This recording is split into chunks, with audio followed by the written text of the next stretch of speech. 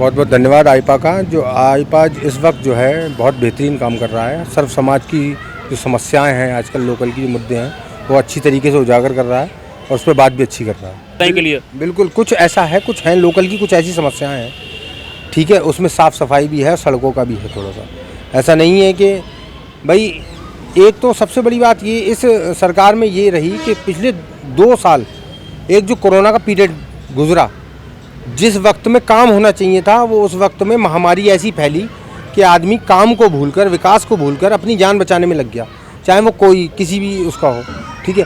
और प्रदेश की योगी सरकार ने उस पर इतना काम किया कि बाहर के लोग भी उसकी तारीफ करी उनके। नमस्कार, मैं राजकुमार गुप्ता और आप देख रहे हैं आईपा यानी all India progressive politics association, जो बात करता है प्रगतिशील राजनीति की, सामाजिक विकास की, सामाजिक मुद्दों की। आज हमारे साथ मौजूद हैं राष्ट्रीय सह समाज फाउंडेशन के प्रदेश अध्यक्ष श्रीराज अलवी जी। श्रीराज अलवी जी बदायूं में अल्पसंख्यक मोर्चा भाजपा के उपाध्यक्ष भी हैं। आइए आज इनसे बात करते हैं, इनके समाज को लेकर, इनके समाज में, इनके मन में क्या चल रहा है। श्रीराज अलवी जी, बहुत बहुत स्वागत है आपका आईपा में। बहुत बहुत धन्यवाद आईपा का। जो आईपा इस वक्त जो है बहुत बेहतरीन काम कर रहा है। सर्व समाज की जो समस्याएं हैं, आजकल लोकल की जो मुद्दे हैं, वो अच्छी तरीके से उजागर कर रहा है और उस पर बात भी अच्छी कर रहा है। हाँ श्रीराज जी, मैं आपसे जानना चाहूँगा, चुनाव आ चुके हैं, यूपी में विधानसभा चुनाव, मुस्लिम समाज किस ओर है? इन्होंने आज तक सिर्फ ठगा है, छला है।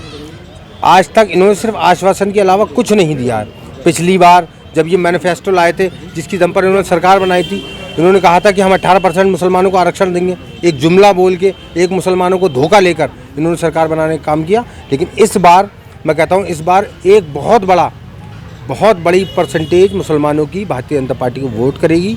और इसका नतीजा आप 10 मार्च को देख लेना कि मुसलमान किस तरीके से, क्योंकि मुसलमान अब समझ चुका है, क्योंकि सारी पार्टियाँ जो हैं सिर्फ छलावे का काम कर रही हैं। जितने अब मुसलमान, कम से कम एक भारतीय जनता पार्टी चाहती है कि मुसलमान जो है आम समाज की तरह, जो बाकी सब समाज है, उनकी तरह मुख्य धारा में आए। अच्छा, आपने ये बात अच्छी कही कि भारतीय जनता पार्टी से अल्पसंख्यक समाज का, खासतौर पर मुसलमान जो है रुझान ज़्यादा है। समाजवादी पार्टी क्यों ये मानती है कि ये मेरा वोट बैंक है, मुस्लिम ही वोट बैंक भी मुझे जिता के ले जाता है, या ऐसा कुछ करता है, चाहे वो अखिलेश यादव हो या कुछ भी हो, ऐसा कुछ है कि समाजवादी पार्टी में कि ये? मैं यही तो बता रहा हूँ आपको। समाजवादी पार्टी के मुखिया अखिलेश यादव जी अपने आप को बहुत बड़ा रहनुमा, ठेकेदार बताते हैं मुसलमानों का। अब आप उनसे एक सवाल ये पूछ लीजिए कि मुसलमानों के लिए आज तक उन्होंने किया क्या है? सिर्फ ई रिक्शा और कब्रिस्तान की बाउंड्री।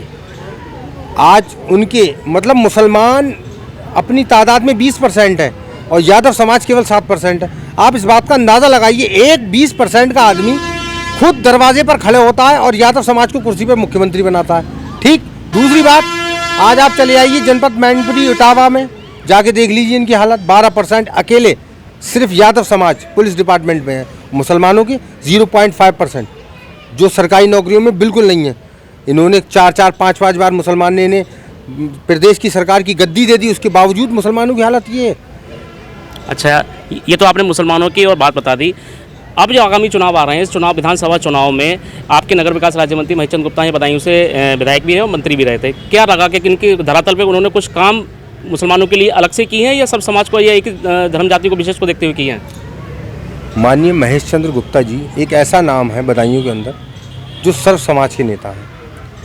सबसे बड़ी बात, उनके यहाँ किसी की भी, चाहे कोई हो, चाहे हिंदू हो, मुसलमान हो, सिख हो, ईसाई हो, सबको एक समान, एक बराबर।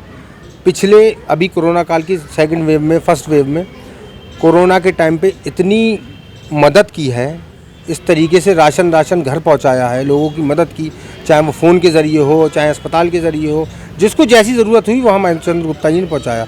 दूसरी बात, आप अभी देख रहे होंगे बदायूं विधानसभा के अंदर एक बहुत बड़ा वोट मुसलमानों का माननीय महेश चंद्र गुप्ता जी के साथ जुड़ा हुआ है।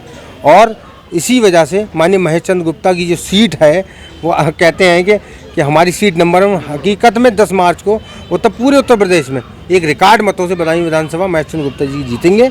और एक मैसेज जाएगा कि भाजपा को माननीय महेश चंद्र गुप्ता जी के द्वारा मुसलमान वोट करता है। अच्छा, दूसरा अब ये आखिरी क्वेश्चन पूछूंगा कि बदायूं में कुछ ऐसी समस्याएं हैं, कुछ ऐसा विकास को रह गया जो आप चाहते हैं कि इस बार सरकार आए तो इसमें आप चाहते हैं कि अब ये भी और होना चाहिए बदायूं के लिए? बिल्कुल, कुछ ऐसा है, कुछ हैं लोकल की कुछ ऐसी समस्याएं हैं, ठीक है, उसमें साफ़ सफाई भी है, सड़कों का भी है। थोड़ा सा ऐसा नहीं है कि भाई, एक तो सबसे बड़ी बात ये इस सरकार में ये रही कि पिछले 2 साल एक जो कोरोना का पीरियड गुजरा, जिस वक्त में काम होना चाहिए था, वो उस वक्त में महामारी ऐसी फैली कि आदमी काम को भूलकर, विकास को भूलकर अपनी जान बचाने में लग गया, चाहे वो कोई किसी भी उसका हो, ठीक है। और प्रदेश की योगी सरकार ने उस पर इतना काम किया कि बाहर के लोग भी उसकी तारीफ़ करी, उनके पूरे स्ट्रक्चर की, हेल्थ स्ट्रक्चर की तारीफ़ करी।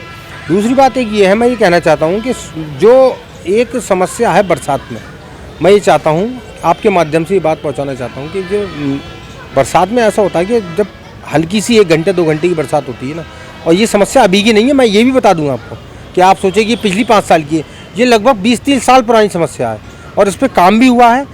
और इसी समस्या के लिए माननीय महेश चंद्र गुप्ता जी द्वारा सीवर प्लांट जो लग रहा है वो इसी की माध्यम लग रहा है, और मैं सोचता हूँ कि यही एक समस्या है और इसका निदान बहुत जल्द हो जाएगा आने वाले टाइम में। बहुत बहुत धन्यवाद। तो हमारे साथ मौजूद थे सिराज अलवी जी, जो बता रहे थे अल्पसंख्यक समाज से हैं, जिन्होंने बताया कि इस बार भाजपा से काफ़ी अल्पसंख्यक यानी मुसलमान समाज जुड़ा हुआ है, और बदायूं में जिस तरह से महेश चंद्र गुप्ता ने काम किए हैं उसकी भी उन्होंने बताया, और साथ ही साथ बदायूं की जो कुछ समस्याएं हैं, भौतिक समस्याएं हैं, उसके बारे में अवगत कराया।